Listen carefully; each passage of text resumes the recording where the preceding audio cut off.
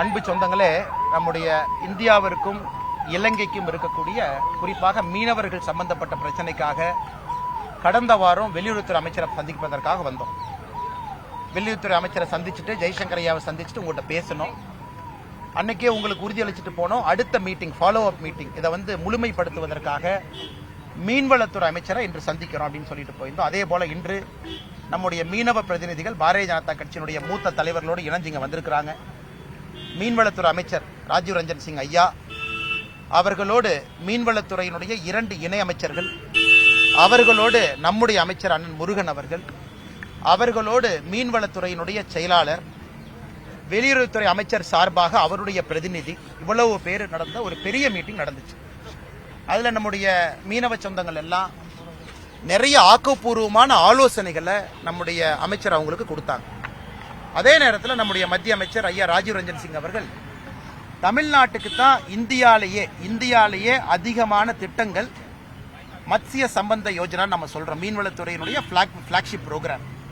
அதில் 11,056 கோடி மிக அதிகமாக கொடுக்கப்பட்ட மாநிலமே தமிழ்நாடு தான்.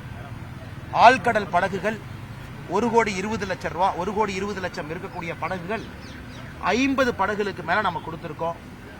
கடல் பாசி, அதற்கான ரிசர்ச் சென்டர் ஆரம்பிச்சிருக்கோம். இந்த மாதிரி பல விஷயங்கள் பேசினாங்க. அதே நேரத்தில் நம்முடைய மீனவர்கள் இலங்கை சிறையில கைதாகி இருப்பதற்கான முழு முயற்சியை வெளியுறவுத்துறை அமைச்சர் எடுத்துட்டு இருக்காங்க. அதையும் இன்னைக்கு பேசணும். படகுகள் விடுவிப்பதற்கான முழு முயற்சி எடுத்துட்டு இருக்காங்க. அதையும் பேசணும். மிக முக்கியமாக இன்னைக்கு மீன்வளத்துறை அமைச்சர் அவர்கள் என்ன உறுதி கொடுத்திருக்கிறாங்கன்னா, நீங்க சொன்ன எல்லா விஷயங்களையும் நான் கேட்டுக்கிட்டேன், இதை எப்படி செயல்படுத்தணும் அப்படின்னு அதிகாரிகளோட பேசி நாங்க செயல்படுத்த போறோம்.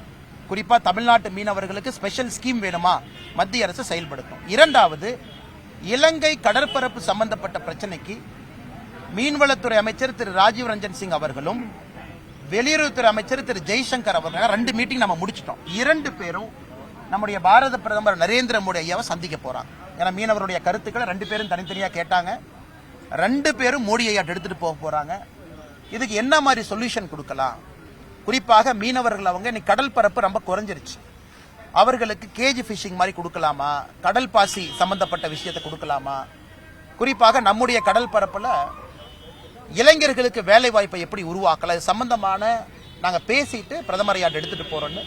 அதனால மிகுந்த ஆக்கப்பூர்வமான நம்பிக்கை கொடுக்கக்கூடிய ஒரு அற்புதமான மீட்டிங் நடந்திருக்கு.